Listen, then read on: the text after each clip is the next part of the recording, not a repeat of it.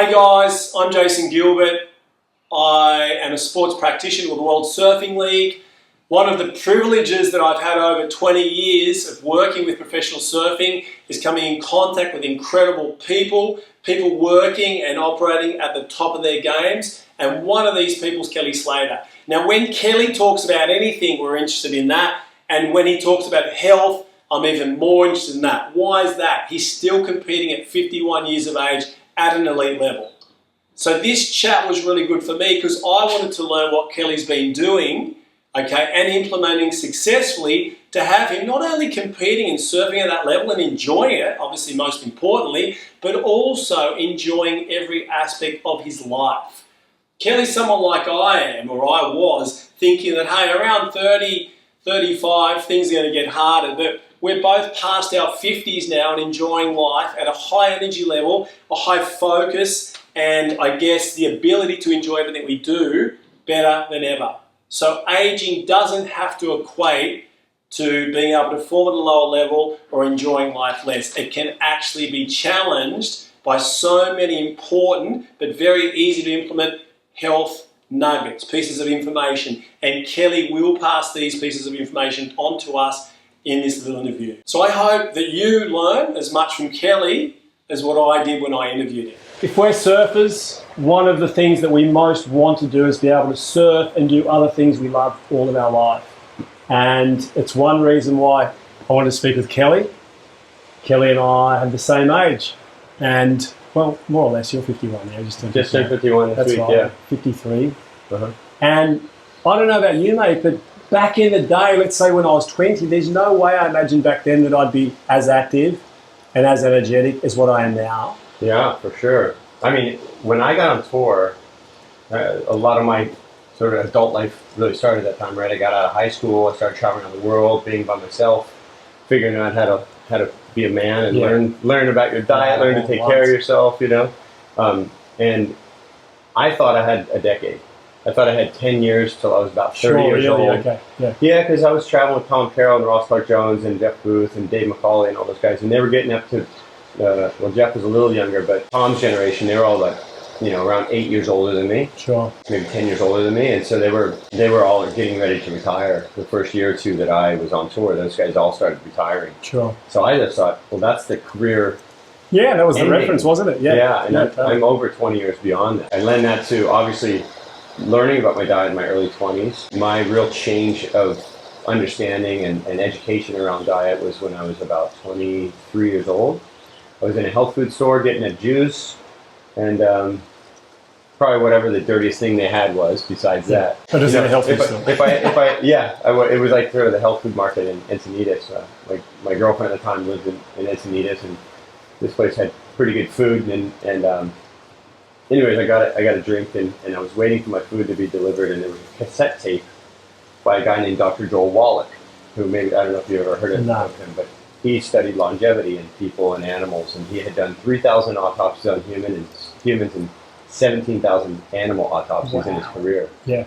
And he discovered basically no one dies of old age. It just doesn't happen. And he explained all these nutrients that you don't ever hear about that are absolutely important. Sure. That you need to replenish, especially as an athlete, because you burn so many more calories and so many things out of your body. So he explained all these diseases and how they were connected to different deficiencies in your body. And that $1 cassette tape literally changed my life. Really? Yeah. It's incredible. We look back, sometimes they're the little things, a phrase from someone you admire, a cheap investment, a chance book that somebody gives you, or a film. Yeah. And mate, back then, so let's say that was... Bitcoin in 2009. No. $1 worth is now worth like 400 million. Yeah, true. So mate, this is really important. Back then, I imagine, because in my case, and I imagine yours and other people's, it's a process. Yeah. So you would have been fed a certain amount of information, which would have made a certain amount of sense. You would have gone with that. And then did you have something else after that you thought, oh, okay, and that opened your eyes up to other things, other techniques? Well, so many things were to build the whole for me, and that was that I wanted to have the best career it was that I could have. There was a number of things that lined up in my life to create my vision. Yeah. And part of that were bad things, negative things. You know, heartbreak from a relationship that broke up. I was engaged when I was young. Yeah. At the same time we split up, I found out that I was in debt and broke, and all the money I thought I had made was gone, and I had to kind of start over. So I had this kind of shitty story turn good for me, really. Sure. Basically, I put all my energy into competing, and I thought, you know, I have this one skill, talent that's better than anything else that I have, and I can maximize this to create a career, to, you know, make myself feel better when I feel like shit. Yeah. Surfing's the funnest thing. Feel less shit. You feel less shit, yeah. Things happen. It doesn't fix it, but you know, for me at the time, it was the cover to get myself through tough times, and competition was the outlet for it, and you know, the success from winning contests made me feel like I was being productive and accomplished. This was something conscious that you invested in, knowing that it would have a good return. Yeah, so that's where I was getting, is that all those things together, I went, you know what, I have this pie and I got to fill it up with all these things. Incredible. And I just thought, what are all the things that go into my surfing that can make it the best, and I can have the ultimate result for myself? And diet became a huge part of that. And I started reading books about about health, about food combining. I got really, actually the very first thing that ever interested me about diet and health was food combining, that I learned probably sometime in the 90s also. I started learning about trophology. Yeah, it's about the same time I heard. Yeah, big difference. And started hearing about the Gracies when I went to Brazil, and they had the Gracie diet. The Gracie diet was just don't mix proteins and carbs, and then eat fruit by itself, and don't eat. And then if you get really into it, you don't eat subacid fruits with acid fruits, no citrus with an apple, for instance. And then I got really addicted to it in the late 90s, and I started mixing all the things I knew about diet together. And Shane Doran and I were traveling together, and I basically started becoming like Shane's chef. It was almost like another way for me to test what I knew. Sure, you get the feedback from them as well. Shane's really conscious about his like weight and his like fat content and stuff. But he you know, he would always just do the skin test, and he's like, halfway through that year, he's like, I've never been this lean before. Like, what's going on? I'm like, well, we don't need to sleep as much because we're not digesting as difficult of food. Yeah, not all using as much energy. And so, less energy going to digestion. You don't need as much food because it's more efficient. And so he was kind of my test case in that year. Incredible. And he just said, feed me, I'll just eat whatever you want me to eat. Mate, I was going to say also, I discovered how important combining certain foods was in Brazil. Yeah. Because I lived in Brazil for 20 years. Yeah. And Brazil, you've been there many times yourself, obviously, and you know how they've got per kilo? Yeah. Where you actually pay per kilo of food that you eat. So you get there and there's so many options, and you put everything on your plate. I've always thought that somebody should have one of those here on the Exactly, so it would be a good business model. Australia's probably too small a market, Brazil's big population. North Shore, like everyone's hungry and wants to go and get a quick meal that's healthy. Yeah, exactly. So it would kill it here. And they're healthy elements in there, aren't they? But what I did notice was when I'd combine chicken and even some gluten-free pasta and something else, beans and rice, so we're mixing protein, carbs and everything else, I'd crash. Yeah. And for years I thought that was normal. And then when I just changed, combining with that, that information about the food combining, honestly, it's really rare. I don't know about you. That meal, we'll talk about that, for example. I'd be really surprised if you crashed after that. And that's how I know when I'm eating correctly, that I don't crash after. Well, Dr. Mercola, years ago, I read an article by him, and he talked about how if you want to know whether your body works better on proteins or carbs, just eat a big meal of one or the other. Let's see how you feel after. If you fall asleep, then you should probably be eating the other thing. True, yeah, more predominantly. Good point. I actually don't even know how to pronounce his name. This doctor I've been watching on YouTube, this Indian cardiologist, but he lives in Florida. And he talks about how now in the Industrial Revolution, we're getting foods from all around the world, out of season, that were never intended to be eaten together. So you think of a caveman for thousands of years, just eating whatever they can find. A piece of fruit off a tree, you eat one food. You kill an animal, you eat that one animal, right? You're not mixing together. There's not rice with that. There's not quinoa from South America with that. There's not a tropical mango dragon fruit from Asia. Exactly. So, and then to get into the whole idea of like taking barley, different grains, and crushing them into flour that exponentially increases like 100-fold the surface area of that and then lining your gut, and blah, blah. So, and I know I'm going over a lot of different things I put together over the years, but essentially we evolved genetically, and now we are dealing with hormonal imbalances with the insulin level spiking. You know, you're eating 3, 4, 5 times a day, snacking in between meals, and you're getting all the sugar and the amount of sugar that we have, the amount of flour, the amount of seed oils, all these different ingredients. It's not uncommon for someone to have a meal that has 100 ingredients. For sure. As a result of, and they're sick as a result of deviating so much from the genetic needs of our cells. Yeah. So I've often thought, how do you find the perfect thing for your body, for your needs, for the right time of day? I mean, because you could say, okay, here's the basic thing I should eat. But then if you need energy, or if you're trying to accomplish a certain thing with your body, you might need a certain thing at a certain time of day based on the circadian rhythms of your body, based on the time of day, based on how much you've eliminated. Yeah. It's really complex, and I find it fascinating. I love it because for one, it's changed my life. For two, it's changed my girlfriend's life. Kalani, when we first started dating, she had a lot of autoimmune issues, and she doesn't mind me talking about it. You know, when it's helpful for other people, people should share their stories. Sure, definitely. And she had 20 years of being on methotrexate and all these pretty gnarly steroids and stuff for autoimmune. And she didn't really want didn't want to know anything about doctors. She had been to tons and tons of doctors for 20 years, and she just goes, "You just tell me what to take, and I'll do it." I remember this. Yeah, she has actually gone way beyond me, and she's super passionate about it. She gets mad at me if I don't take my vitamins and eat the right thing, start my day, finishing my day.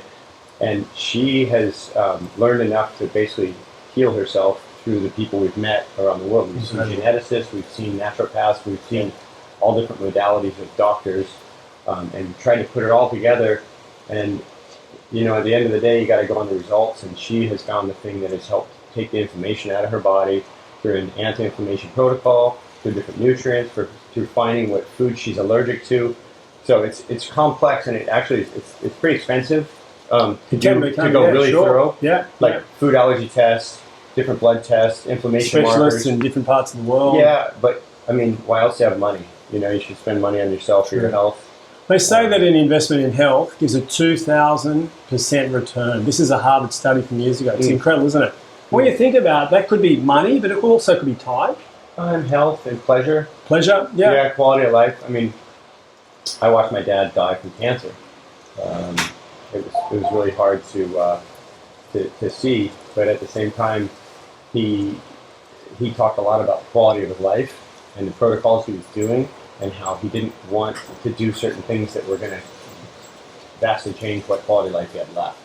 So at some point, we all get to this point where, I mean, you can die suddenly from something, get a car accident or whatever, but if you realize that your health is diminishing and you have to make choices in order to figure out how you can enjoy the most out of life while you have the thing and you're ultimately going to die, then the path, I'm not saying it's clear, but you definitely make decisive action to improve your life. And it's better to do that. I mean, I've been really conscious of that for 30 years now, to do that ahead of time, not when it becomes... When it's too late, not when it's crisis management. Yeah, you don't want to do it crazy. And mate, also just back to Kalani, I mentioned before, last night when I was working on her, I actually asked her, like, hey, do you notice certain foods that aggravate the condition? Yeah. And this is the beautiful thing, that because there's been a certain amount of time dedicated to a lifestyle and health, she said that she'll eat certain things that will take a few days if she has it a few days in a row. Reaction. And maybe she won't feel it at all. And you'll notice that. And what I see, and I've only realised this recently, but inflammation's like an almost full bottle. Let's say, if the water's almost at the top, anything's going to make it spill over. That's when symptoms start. But when we go those hard yards and get that inflammation down, our body's a lot more tolerant to those times when we're travelling. Because I imagine when you're travelling, it's not always possible to eat the way you want to. Yeah. And it's a beautiful thing. Your body always has that capacity to heal if you remove the blockage. Yeah. Mate, back to the Indian doctor you're talking about. Oh, yeah. So what I wanted to ask you there, you're mentioning that, like he made that point of back in the day, we would eat seasonal fruits and we'd eat what was available to us. But we'd also go a long time without being able to eat because we couldn't program our next meal. That reminded me of the chat we had last week in regards to your experience with fasting recently. Yeah. Could you tell us more about that? How many days was that? Oh, I just did 4 days. I just wanted like a kickstart. Sure. I just did 4-day water fasts. From that, I've actually had a few friends do water fasts themselves. Yeah. How's their feedback on that? It's been good. Yeah. You know, everyone feels that second. I got a message from a guy yesterday who I met in Barbados randomly. He lives in, he's from England. I think he lives in Thailand part-time too, but we talked about it. And he was talking about some health thing he had, surgery he might have to do, and he wanted to drop a few pounds. And I started talking about my water fast I had just done. And so I did the water fast, then I got into intermittent fasting, so don't eat after dinner until like at least midday the next day, and then same thing over and over. And when you get in that pattern, it becomes pretty easy. So many people think breakfast is important, and it's really not.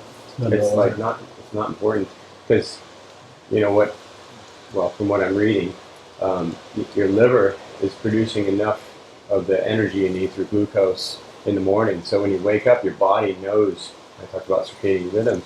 Your body knows the patterns that you need. It knows how to. It's smarter than we are. Yeah, sure. And it doesn't think. It's just doing what it needs to do.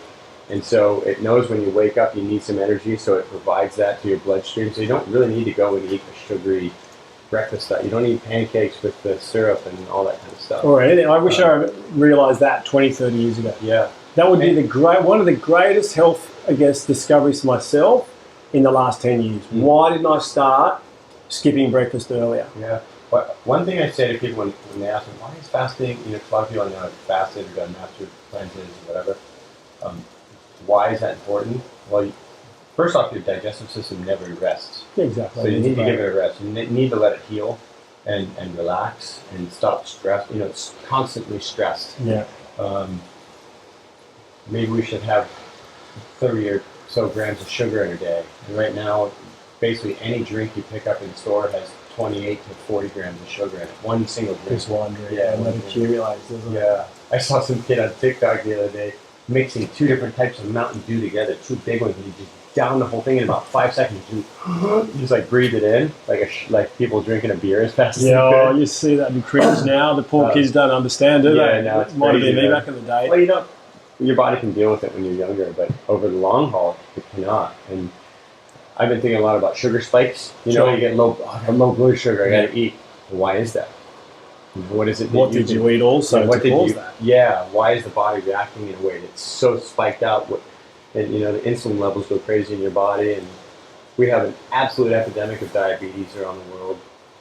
Sugars and processed grains and all these things, alcohol, too much of eating, all these kind of things. I mentioned this online the other day, and I saw somebody write back and say, "No, you got this totally wrong. It's because of red meat." And I'm like, "You're out of your mind." What's because of red meat?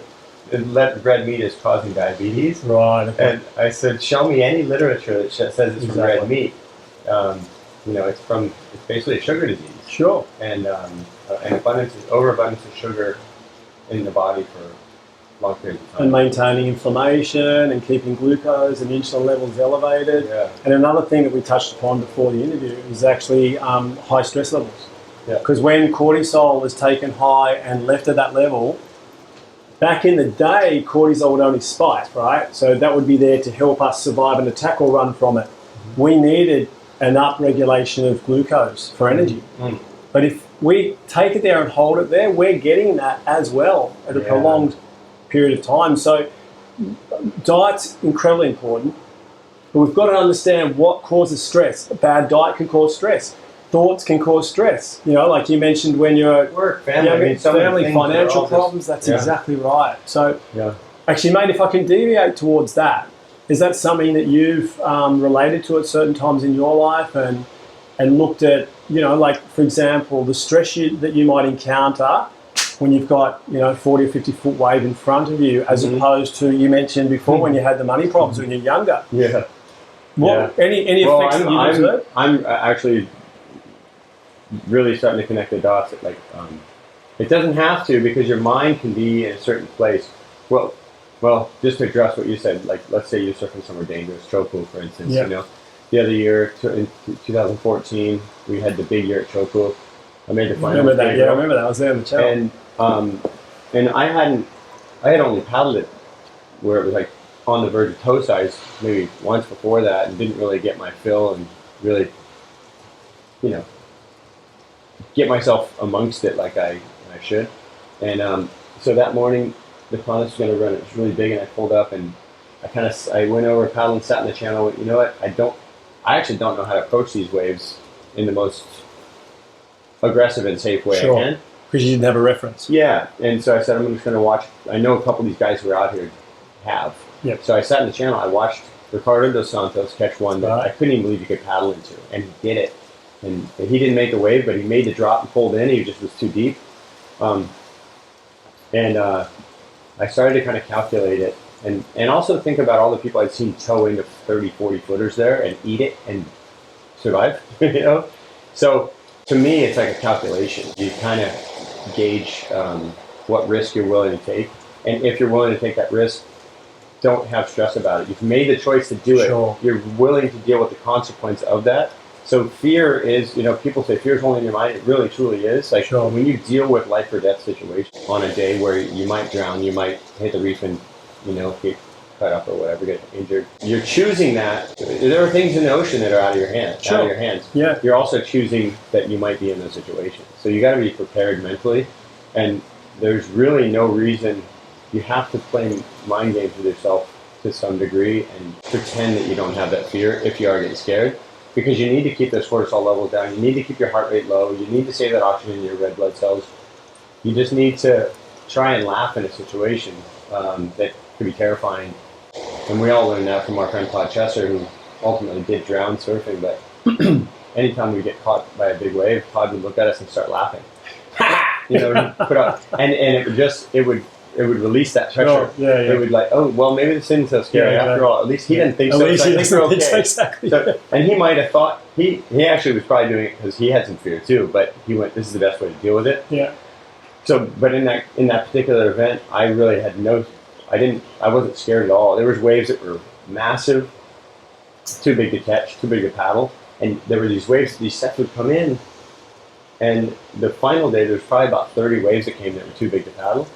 You couldn't get in. You wouldn't need to be towed. It was just too fast and too much. You know, logistically, physically, you couldn't get into them at the right angle or speed. And I paddled for one that was right on the verge, like probably maybe a little bit too big or right there. And I was in a heat with Owen Wright and I forget the other person. It was a 3-man heat. And I paddled, and at the last second, I backed out, and I got the craziest adrenaline surge. I almost threw up. I had to start screaming to get it out of my throat. Yeah, right. And my heart was just beating, and I just remember I was like, I expressed it like as anger because I missed the wave. And Owen paddled out to me, and he goes, "You're glad you didn't go on that wave." Yeah. You know, he got out of the contest role, and he went, "Good choice." Yeah. And I was like, "Oh, thanks. Like, thank you for that." He's like, "Yeah, you would not have made that." Mate, I was there, and I can relate to everything you're saying. Yeah, that was so intense. But I made a choice that I was not scared. Yeah. Because there's an edge of the reef. No matter how big a wave comes, you can be on the outside edge of that reef. And it's not far to paddle onto the reef to catch those waves. So I just went, the waves I'm going to choose to go on, I'm not going to be scared. I have to be in the moment and not worried about the outcome. I just got to live it. And everyone has their own way of dealing with that. For that particular day, that was my way of dealing with it. And I got done and went, wow, that wasn't even scary, even though it was max size to paddle. Yeah.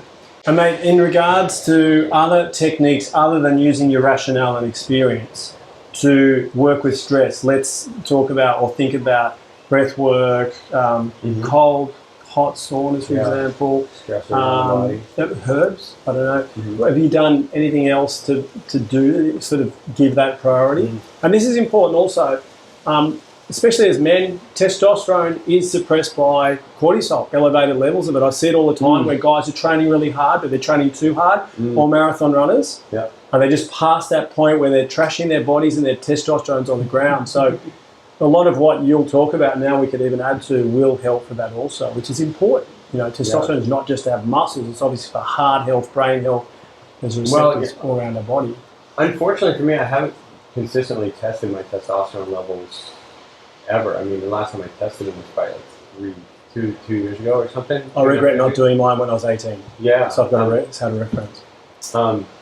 I would love to have a reference to that, but then obviously we can't do any kind of TRT or anything like that, and I don't think I'd want to, because I wouldn't want my body to rely on something that I can't produce. True. And then if you read about the cold therapy, there's this guy named I think his name's Tom Seeger. Rogan was recently posting some stuff from him, but this guy had an elevated PSA count. His testosterone was about 540 or 580 or something like that, and he decided he had read these Japanese studies on cold therapy, and he thought, well, I'm gonna do this. So he did keto diet, and he did ice therapy, which it's become like his norm. He just does it all the time. He elevated his testosterone to 1200, 1150 or something. Is this the guy that would do it before training and then go and do weight training after? Yeah, he's not into crazy training. I don't think he changed a whole lot other than his diet and that. Sure. I'll show you him on Instagram. Yeah. I think his name's Tom Seeger. I just started following him. But he posts all these studies that have been done about this stuff, and he got rid of his elevated cancer level, the elevated PSA, and then his testosterone more than doubled, or just about doubled. It was like 600 to 1200, and that's like an 18-year-old, 20-year-old kid. Incredible. So that was done just totally natural, and he has no reason to lie about that or whatever. How old was he, mate? He's 53 or there something. You go. So that's so important to know and encouraging that we don't have to accept these things as part of aging.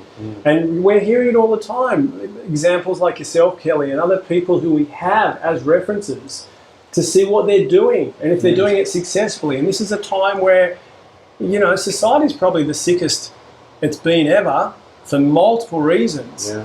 But it's also making us more aware of health. And what I see, mate, is a challenge, and, give me your opinion on this as well, but too many people see the health profession as people who can give us advice on health. In reality, most of the health profession focuses on disease. That's their paradigm, whether they're an allopathic doctor, an allopathic naturopath. I'll tell you a quick story about that. A friend of mine has high blood pressure, and he has for a long time, but he's just sobered up, but he's an alcoholic, drinks way too much, shitty diet, not working out like he used to, carrying an extra probably 50, 75 pounds from high school. Maybe, I don't know, something like that. Yeah. He's big now. He used to be thin when we were in high school. He's a little older than me. He's one of my brother's buddies, and he goes, I got this amazing doctor, Kelly. Because my mom had some things, and he goes, maybe she could see my doctor. And I said, well, why? He goes, well, without him, I would be dead by now. He goes, he has me on 3 different blood pressure medications.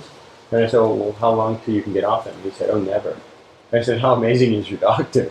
Like, that he's going to get you addicted to these. Your body's going to be physically addicted to these things that you can now not produce if you don't put the right things in to change the system. And he's just dealing with the symptom and covering it up. And I said, dude, this is going to end up giving you like a heart attack or something in the long run, and it's going to cut your life short. That's bad, yeah. And he just like kind of tripped out on me. And I'm like, listen, you want to, if you're going to have a great doctor, you want somebody who can show you the problem, give you a pathway to get off of it, and not rely on that person. And that's just the way I see it. I mean, I know that every day. I know there are things like, look, you're born with diabetes, you have type 1 diabetes, you're not going to just fix that by eating the right thing. You need certain chemicals in your body. But when your body has gotten used to, when it's adapted to something that shouldn't. Yeah. So he has some other problem going on in his body, and he doesn't have a holistic doctor helping him figure out what that thing is. Yeah. And that's where it like starts to piss me off when I have friends who are in this situation. It's frustrating, isn't it? It's so frustrating because you care about people and you want to see them have a good, healthy life. This guy's not surfing like he used to. He's not able to be as physically active as he was before, and you see it all too often. People get stressed with work. They get stressed with their marriage, their kids, their obligations financially. Yeah, and it sort of gets away from them, doesn't it? They get distracted. Yeah. What's important to add, guys, is that I'm sure you'll agree on this one, but without medicine, we'd all be lost at certain times. Absolutely. Yeah. Surgery, emergency, saving lives when they're in a critical state. When we've neglected our health, great. But My point is, if we've got most of the health profession focusing on... Both things can be true. Exactly. But when most people or most health professionals are focusing on disease, it's like having house fires that you call the fire brigade for, but do the fire brigade help you rebuild the house? They don't. And that's not a doctor's fault. They're responsible for what I mean. Clean the oil up that hasn't burned yet. Well, this is it. You know, they're not looking for the cause. It's not within the allopathic paradigm, is it? So this is where it really depends on us to go outside of that and learn about our health. Mate, it's obvious in what we've chatted about health. You've done your homework, you've learned, and you've equipped yourself with information to be able to look after your health so that you don't get sick. Yeah. Of course, accidents happen, you can get an infection or something like that. But I feel that if more people understood the rules, the pillars, and this chat we're having is basic. We're talking about food, mindfulness, exercise, and body awareness, you know? Like body awareness. What things have changed in your body, what things you're concerned about. Is your cardio the same? Joining the dots. Is your mind as clear as it used to be? You know, what injuries do you need to go back and deal with? You have, I mean, for me, like I had a broken foot, right? And I have some serious scar tissue in there, so that's something I need to constantly deal with. And all these things build up, and at some point they can overwhelm you if you don't address each one separately. Yeah, exactly. And the whole thing entirely. Exactly. People have this idea that, like, I don't have injuries, I don't carry injuries, or I've fixed them all. Why is that, mate? Because you still perform? I have an issue in my hand right here. I still have the foot deal. I have Osgood Schlatter's here in my knee that looks pretty funny. Actually, I realized my quads are really tight, so it's like acting up on me right now. Okay. So I woke up this morning, started stretching my quads out. I'm like, well, I know that fixed it before, so I'll start there. In regards to back pain, what about back pain? I have scoliosis. If people, you know, I'm gonna actually find and post an X-ray of my back so people can actually see, because I've talked about it in the past. Like I have a torn labrum. I had a surgery on it 20 years ago. I tore it a few times through my 20s, like 3 or 4 times. I ultimately had surgery on it. I tore it again at Bell's last year in the heat I lost last April. And actually, I wasn't sure if I'd be able to surf at Bell's in Margaret's because of it. Or if I had won that heat, I probably couldn't have surfed the next day at Bell's. I could barely walk. So I have injuries too, and mate, in regards to those and your spine, what's your go-to? You got back pain. Who have you gone to? What have you done yourself over the years? Inflammation is a big one. Yeah, my lower back. If I get really inflamed from bad diet, bad sleeping patterns, too many plain plates, too much stress, cortisol levels, my back will sometimes seize up. It usually happens about maybe once every year, 18 months. Where I just get overwhelmed with my life and my stress. And you can pinpoint why when that happens? Usually? Yeah, generally I can. It's a combination of those things. Being overly active, not getting the stretching, not having the right diet, not sleeping enough, not bringing the mind down at night. Sure. All those kind of things. I've had it happen to me at J-Bay a couple years ago. Luckily, they didn't run my heat that day. They were 50-50 on running, and I had to surf against Italo Ferreira. And I was like, if I'm 100%, that's a hard heat. But if I'm at 5%, it's impossible. And I actually couldn't have surfed. I couldn't walk down the stairs or back up. I literally, for 24 hours, the night before and then that day, I walked down the stairs one time, stayed there all day, went back up the stairs one time, because I couldn't go up and down the stairs. Wow. Yeah. And what exacerbated that? It happened to me at Surf Ranch too. Sure. It happened the day I surfed, like after I surfed, and the next day I didn't have to surf, and I was like, I'd be screwed again. No way I'd be able to surf. It's usually from just being overworked, overstressed, in my mind. Combination, yeah. A lot of it's in my mind, being too active in the mind, because that creates the stress and the cortisol. And it'd be interesting if I had cortisol levels read on those days to see. But yeah, sleep patterns are super important. Recovery is super important. You know, everyone's starting to wear Oura rings or the Whoop or their Apple Watches or whatever, and getting feedback, and people are starting to really see those patterns for themselves. Yeah. You know, anyone can go and get those things and start to try to reboot their system. Yeah. You know, biohack yourself. I was having a chat with Nathan Florence the other day. Actually, it's really encouraging to see people like him and so many others, like you mentioned, that we're talking about HRV, you know, heart rate variability. Hey, how is it in these times? John, they're both super into That's it. Yeah. You know, are you rested? Super into it. It's good when you have some people around you that are doing those things, because then they normalize. Like, oh, this is like something we can do. It's and not learn so from. fringe, is it? And, Yeah. You know, marginalised there. What's interesting also is that with that technology, we know when we can push ourselves. Or we can be aware, hey, hang on, my scores are low, my heart rate variability is low, my amount of deep and REM sleep was low. Okay, today, if I train, it won't be so hard. Or maybe itself, I go for a surf, it might be half an hour and not 2 hours, you know? So it's that whole thing of understanding your body's your machine. You know, like you're the captain, you're going to push it, you know, are you going to push it without knowing if you've got oil in the tank? Or you're just going to go conservative with this technology that helps you. You know, I think it's an amazing thing. And mate, anything else that you rely on to gauge your health, fitness? You mentioned the exams before that Kalani did, for example, blood tests and stuff like that. Is there anything that you do regularly to monitor where you're at? Just feel how I feel. You know, just see how I feel. I mean, I would like to do more testing and stuff, but if I'm generally in good health, I just feel like I'm doing the right thing. Obviously, anyone who has a little bit of a health crisis, then you go and you react and go figure out what it is. So I'm not regularly doing any kind of like testing to know. I wish I would. Maybe I should quarterly do something.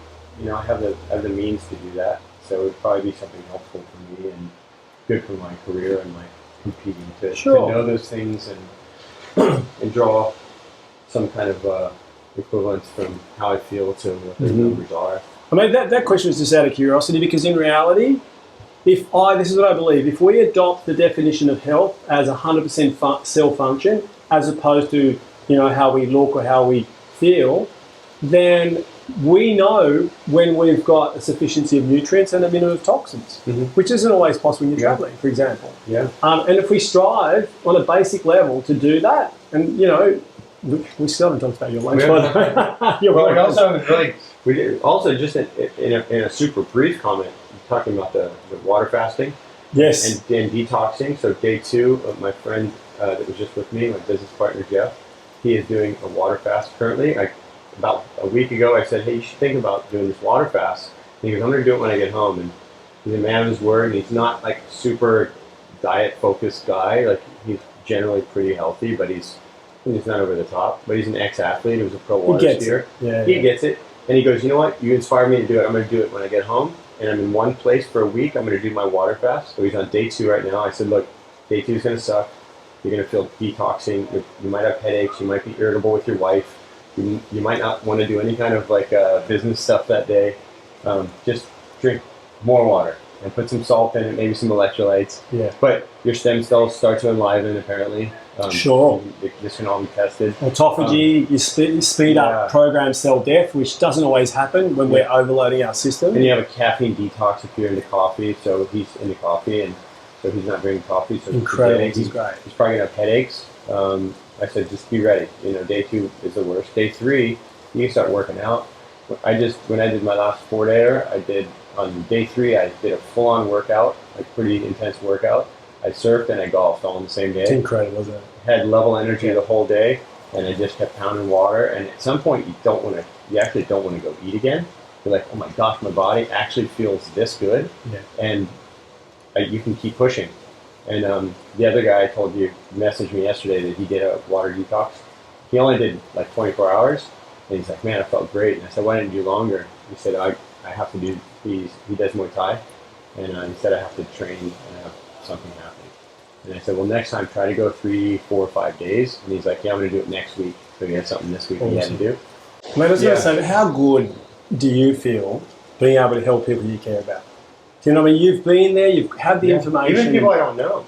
Well, it's almost more rewarding in some way. You know, it's great when it's a good close friend, somebody you love or care about, and you see it change their life. But also, if it's just some random person you put an idea in, that spreads out to so many other people too, to their families and their friends and their circles. And one time I was talking to Trevor Hendy about doing a master cleanse, and he had never done one.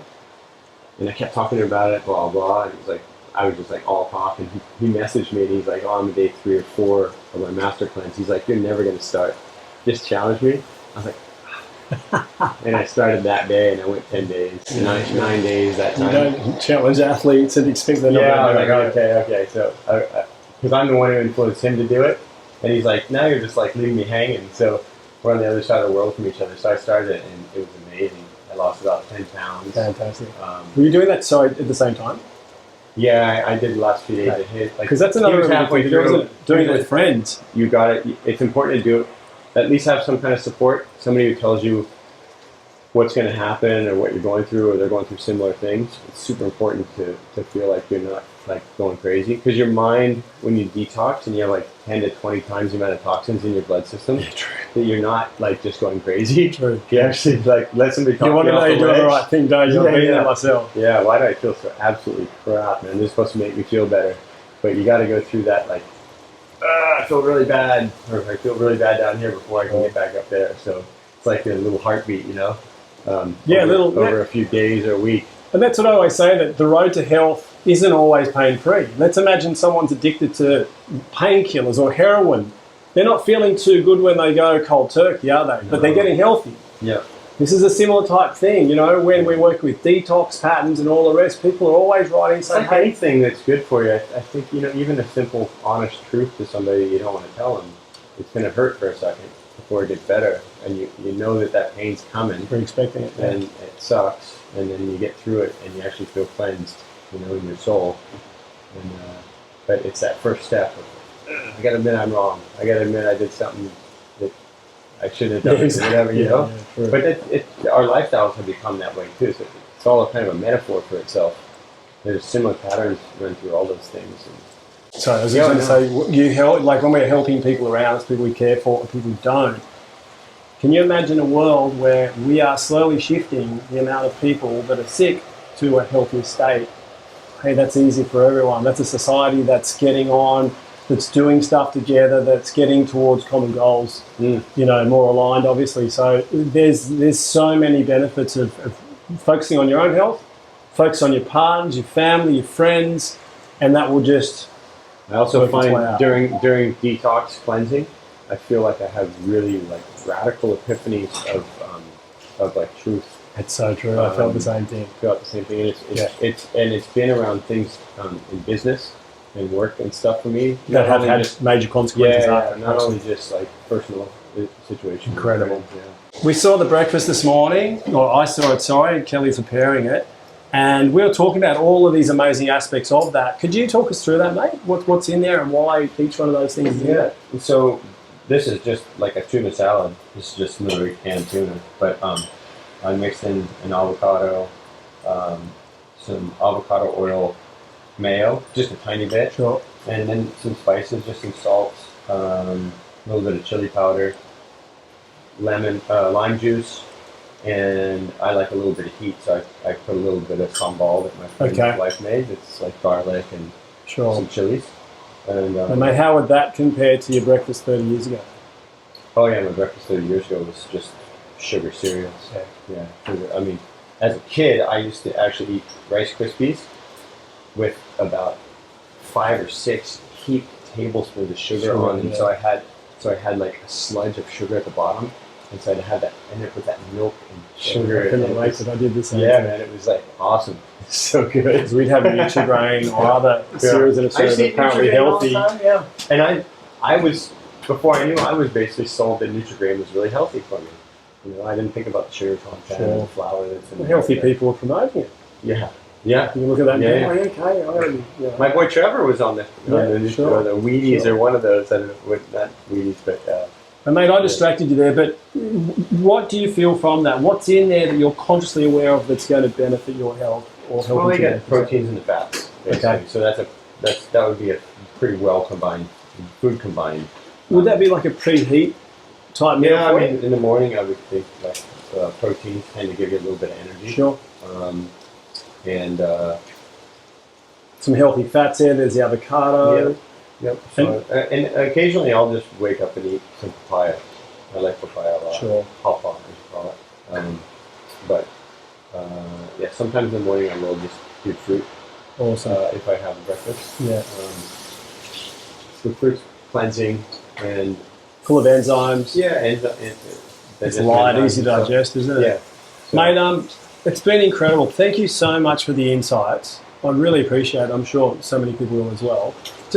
I think leaving you with the last word. You know, I'm not a person. I'm not a scientist. I'm not a doctor. I'm not out there doing the tests myself. It's more like I do tests on myself a little bit, but not doing the actual studies. So for me, I'm just a person who exposes myself to a lot of information, and I try to compile it down to something that works for me and works for other people. And if it speaks to someone and inspires them to look into something great, then that's really kind of the extent of it. Yeah.